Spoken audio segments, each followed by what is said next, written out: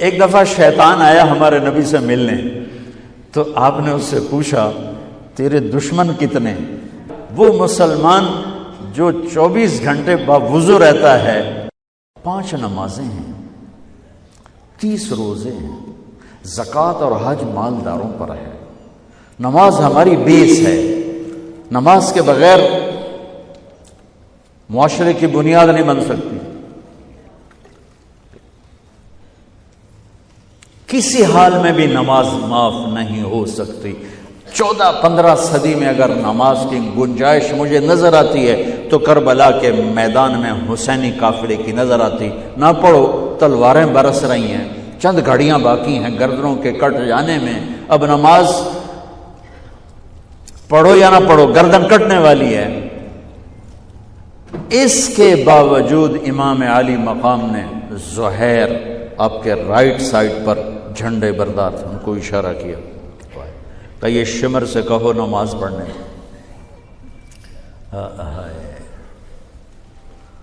تو انہوں نے آگے بڑھ کے کہا نماز پڑھنے دو، تھوڑی دیر کے لیے رک جاؤ۔ وہ کہنے لگا ہماری تلوار نہیں رکے گی۔ انہوں نے آ کر کہا یہ جواب ہے۔ امام عالی مقام نے فرمایا پھر نماز بھی نہیں چھوٹے گی۔ جی میٹنگ تھی، نماز یاد نہیں رہی، میٹنگ بڑی لمبی ہو گئی، نماز چھوٹ گئی، سارے دروازے بند کر دیے۔ حالانکہ اللہ کی قسم اگر یہ قافلہ نماز نہ بھی پڑھتا تو ان کے لیے جنت کے دروازے کھل چکے تھے، چونکہ جنگ سے پہلے آنکھ لگی، آنکھ کھلی تو مسکرائے۔ تو بہن نے پوچھا یہ کوئی ہنسنے کا وقت ہے؟ موت سر پہ کھڑی، کہنے لگے یہی تو ہنسنے کا وقت ہے۔ خواب میں اللہ کے نبی آئے ہیں، کہہ رہے ہیں بیٹا میں لینے کے لیے آ چکا ہوں۔ پھر نماز نہیں چھوڑی تو پی آئی اے والا کہہ سکتا ہے کہ جو میں جہاز اڑا رہا تھا نماز چھوڑ گئی۔ ارے بھائی پوچھو علماء سے سفر میں کیسے پڑھنی ہے، آسانی کر دی، چھوٹی کر دی، معافی نہیں ہے۔ اگر معافی ہوتی تو اس حسینی قافلے کو ہوتی۔ آدھے نماز پڑھو آدھے جنگ کرو۔ اب تو 1440 ہجری ہو چکی ہے، 1440 سال میں سب سے خوبصورت نماز جو پڑھی گئی کربلا کے میدان میں پڑھی گئی، سب سے خوبصورت سجدہ جو کیا گیا کربلا کے میدان میں کیا گیا۔ اور زمین نے بھی کیا فخر کیا ہوگا کربلا کی زمین نے کہ آج کون ہیں جن کے ماتھے میرے اوپر ٹک کر یوں لگ رہے ہیں جیسے ٹیکا میرے ماتھے پہ آ گیا۔ جب سبحان رب الاعلیٰ کی صدا گونجی ہوگی تو زمین کی 7ویں تہ بھی ٹھنڈی ہو گئی ہوگی۔ تو میرے نبی کا نواسا ہمارے لیے دروازے بند کر کے جا رہا ہے۔ کسی حال میں نہیں چھوڑ سکتے نماز، سوائے اس کے کہ بے ہوش ہو جاؤ، چلو ٹھیک ہے، اس کے علاوہ نہیں چھوڑ سکتے۔ لیٹے لیٹے پڑھو، نہیں اٹھ سکتے لیٹے پڑھو، آنکھوں کے اشارے سے پڑھو، چھوڑ نہیں سکتے ہو۔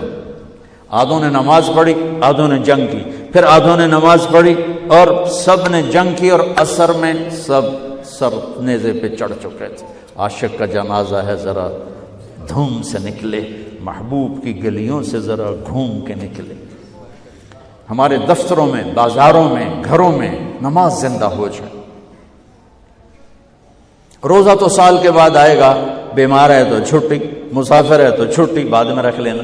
زکوٰۃ پیسے والے پر ہے، حج پیسے والے پر ہے، ایک نماز ایسا فریضہ ہے جس کے لیے میرے رب نے 700 دفعہ قرآن کو ہلا دیا ہے۔ نماز نماز، کبھی لفظ صلاۃ کے ساتھ، کبھی اور الفاظ کے ساتھ، 700۔ ایک آرڈر آ جائے ملک صاحب کا تو آپ ہل جاؤ گے، آرڈر آ گیا، آرڈر آ گیا۔ میرا رب 700 دفعہ کہے اور تمہاری مسجد خالی ہو کہ ہمیں اپنے اللہ اور اس کے رسول کی عظمت اور ہیبت کا پتہ نہیں ہے۔ نماز کے بعد زندگی اگر ساری نماز بنانا چاہتے ہیں، نمازیں کتنی ہیں بھائی بولو؟ 6 ہو سکتی ہیں، 7 ہو سکتی ہیں، نہیں ہو سکتی۔ اگر ساری زندگی نماز بنانا چاہتے ہو کہ میری پوری زندگی نماز بن جائے، چاہے میں آفس میں ہوں چاہے میں جوڑیا بازار میں ہوں، چاہے میں جہاز اڑا رہا ہوں، چاہے کھوتا ریڑی۔ ایک حدیث سناتا ہوں، صرف ایک حدیث، اس ایک حدیث پہ عمل ہو جائے تو ساری زندگی عبادت بن جائے گی، ساری زندگی بندگی بن جائے گی۔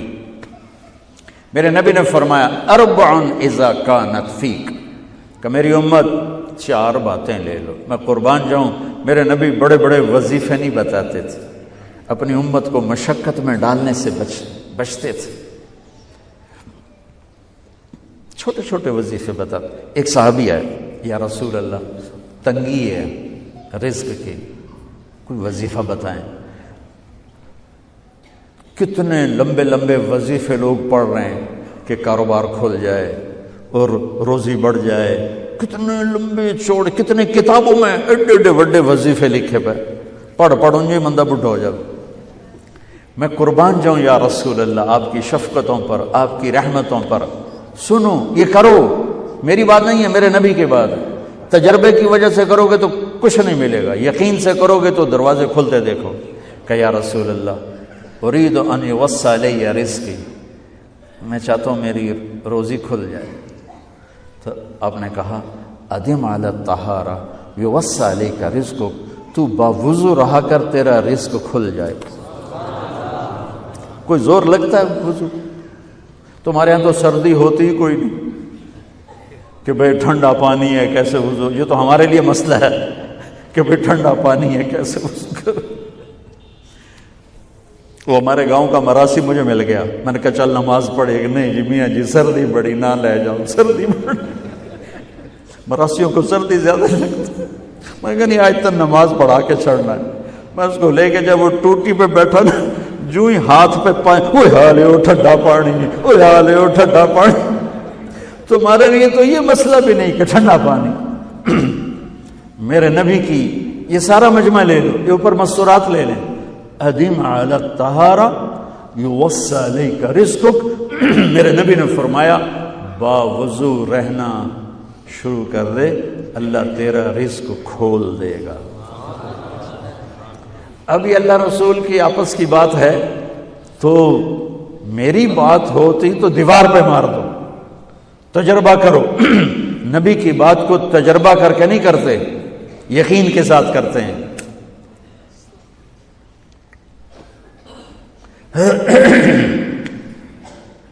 ادم علی الطہارہ یوسع علیک رزقک، باوضو رہا کر۔ اچھا باوضو رہنے کے اور فائدے،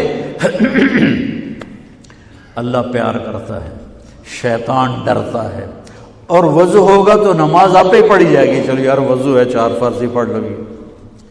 ایک دفعہ شیطان آیا ہمارے نبی سے ملنے، تو آپ نے اس سے پوچھا تیرے دشمن کتنے؟ کہنے لگا 15۔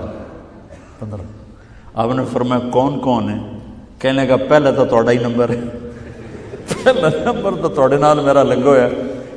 پھر کہنے لگا وہ مسلمان جو 24 گھنٹے باوضو رہتا ہے وہ میرا بڑا دشمن ہے۔ جو باوضو رہتا ہے اور باوضو سوتا ہے، ایک فرشتہ اس کے لیے بندگی کا ثواب لکھتا رہتا ہے۔